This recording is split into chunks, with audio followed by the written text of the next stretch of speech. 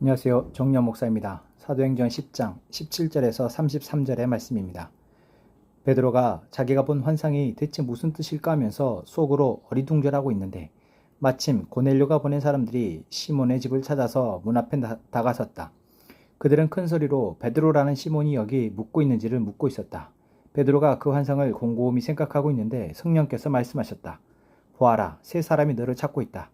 일어나서 내려가거라. 그들은 내가 보낸 사람들이니 의심하지 말고 함께 가거라. 그래서 베드로는 그들에게 내려가서 물었다. 보시오, 내가 당신들이 찾고 있는 사람이요, 무슨 일로 오셨소? 그들은 베드로에게 대답하였다. 고넬료라는 백부장이 보내서 왔습니다. 그는 의로운 사람이요, 하나님을 두려워하는 사람입니다. 그는 온 유대 백성에게 존경을 받고 있습니다. 그는 사람을 보내어 당신을 집으로 모셔다가 말씀을 들으라는 지시를 거룩한 천사에게서 받았습니다. 베드로는 그들을 불러들여서 묻게 하였다. 이튿날 베드로는 일어나서 그들과 함께 떠났는데 요바에 있는 신도 몇 사람도 그와 함께 갔다. 그 다음날 베드로는 가이사랴에 들어갔다. 고넬료는 자기 친척들과 가까운 친구들을 불러놓고 그들을 기다리고 있다가 베드로가 들어오니 마중 나와서 그의 발 앞에 엎드려서 절을 하였다. 그러자 베드로는 일어나십시오. 나도 역시 사람입니다. 하고 말하면서 그를 일으켜 세웠다. 그리고 베드로는 고넬료와 말하면서 집 안으로 들어가서 많은 사람이 모여있는 것을 보고 그들에게 말하였다. 유대 사람으로서 이방 사람과 사귀거나 가까이 하는 일이 불법이라는 것은 여러분도 아십니다.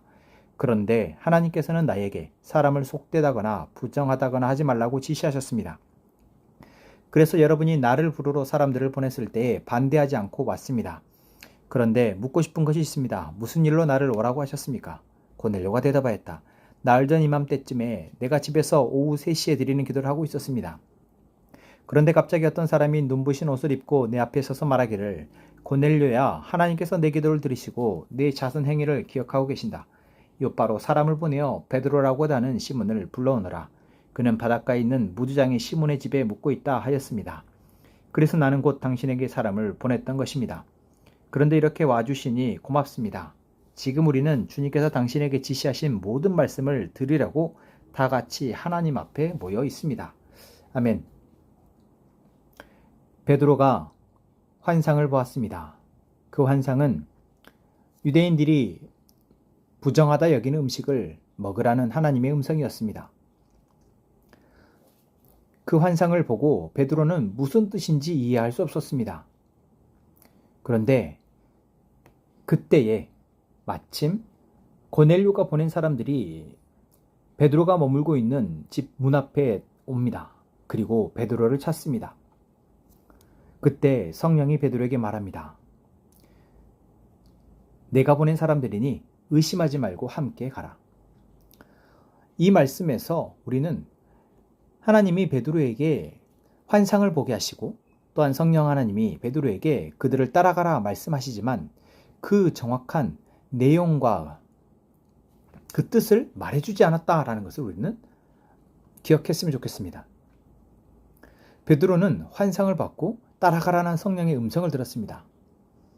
무엇 때문에 그 환상이 의미하는 게 무엇인지 그리고 무엇 때문에 이들을 따라가라고 하는지 베드로는 듣지 못했습니다. 그러나 베드로는 성령이 말씀하시는 대로 따라갑니다. 베드로가 고넬료에게 갔을 때 고넬료는 베드로의 발 앞에 엎드려서 절을 합니다. 고넬료가 누구입니까? 로마의 백부장입니다. 유대에 있는 어떠한 사람도 고넬료보다 높은 지위에 있는 사람은 없습니다. 그런 고넬료가 어부에 불과한 베드로에게 무릎을 꿇습니다. 베드로에게 엎드려서 절을 하는 것이 아니라 바로 자신이 경외하고 두려워하는 하나님의 사람에게 무릎을 꿇는 것입니다. 이걸 통해서 우리는 고넬료가 진정으로 하나님을 경외하는 자임을 알 수 있습니다. 그리고 하나님은 이미 하나님을 경외하고 있는 이 사람에게 베드로를 보내셔서 하시고 싶은 일이 있으시다라는 것을 우리는 알 수 있는 것이죠. 베드로가 고넬료의 집에 들어갑니다. 고넬료는 이미 자기의 친척들과 가까운 친구들을 불러놓고 베드로를 맞이했습니다. 고넬료 한 사람 또는 고넬료의 가족만이 아니라 고넬료의 주변에 있는 가까운 이웃들을 함께 하나님이 베드로를 만나게 하시는 것입니다. 그리고 베드로는 이들에게 가서 이렇게 얘기합니다. 유대 사람으로서 이방인과 가까이 하는 것은 불법입니다. 당신들도 알고 있지 않습니까? 하지만 그런데 하나님께서는 나에게 사람을 속되다거나 부정하다거나 하지 말라 지시하셨습니다. 여기에서 우리는 베드로가 자기가 본 환상의 의미를 처음에는 몰랐으나 고넬료의 집으로 하나님이 오게 하신 그 과정을 보고 그때서야 그 환상의 의미를 깨달았음을 알 수 있습니다. 그렇습니다. 우리는 하나님의 말씀을 듣거나 하나님의 말씀을 읽을 때 그 말이 오늘 내 삶에 어떠한 의미가 있는지 알아차리지 못할 때도 있습니다. 하지만 우리가 그 말씀을 계속해서 묵상을 하고 내 삶을 살아가다 보면 그 삶의 순간에 하나님이 지금 나의 삶 가운데 이렇게 나의 삶을 이끌어 가시는 위해서 말씀하셨구나. 이렇게 말씀을 읽게 하시고 묵상하게 하시고 듣게 하셨구나. 깨닫게 되게 됩니다. 바로 오늘 베드로처럼 우리가 이렇게 하나님의 음성을 듣고 그 음성에 따라지는 삶을 살아가기를 기도했으면 좋겠습니다. 그리고 여기서 중요한 또 한 가지, 하나님이 베드로를 통해서 고넬료의 집으로 가게 하신 것.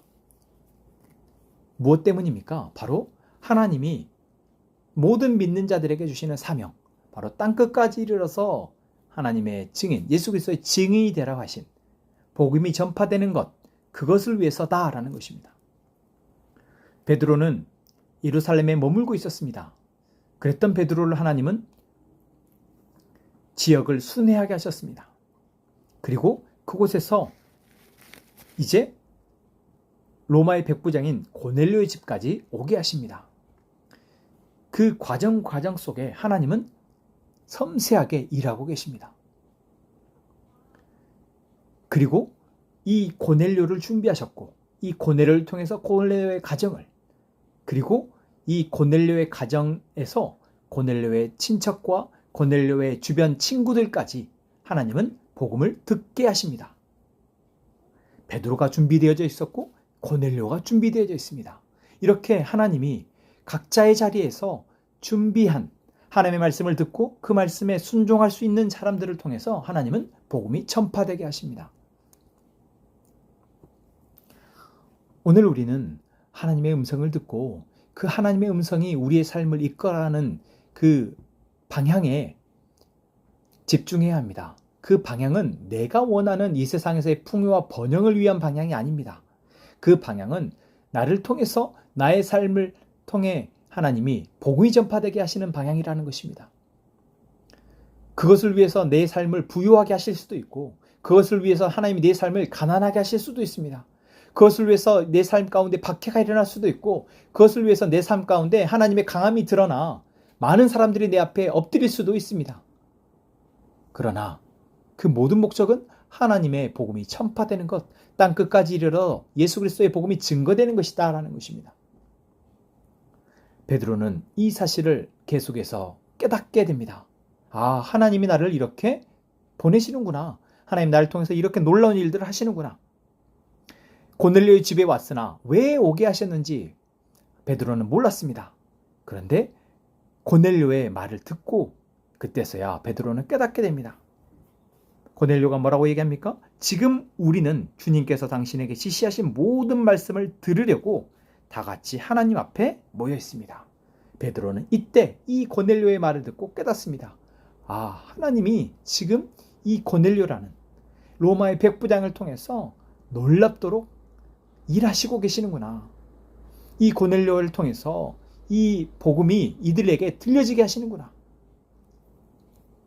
여러분, 이 순간 베드로의 마음이 어땠을까요?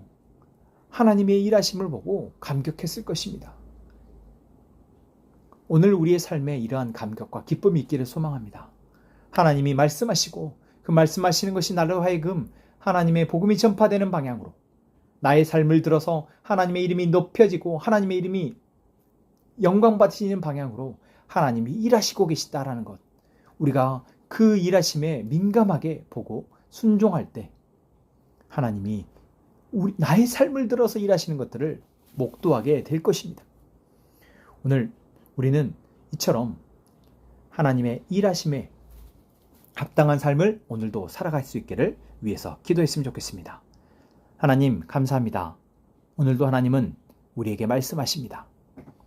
오늘 말씀하시는 그 음성이 그냥 흘려 들려지지 않게 하시고 지금 비록 그것이 무슨 뜻인지 알지 못하더라도 마음속에 간직하고 오늘 우리의 삶을 살아가며 삶 속에서 하나님의 뜻이 분별되어지는 은혜가 있게 하여 주옵소서. 그래야 오늘 우리의 삶을 통해서 하나님의 복음이 전파되며 땅끝까지 하나님의 나라가 증거되기를 원하시는 그 하나님의 뜻이 오늘 우리의 삶을 통해 이루어지게 보여지게 하여 주옵소서. 하나님 우리를 사용하여 주옵소서. 예수님의 이름으로 기도합니다. 아멘.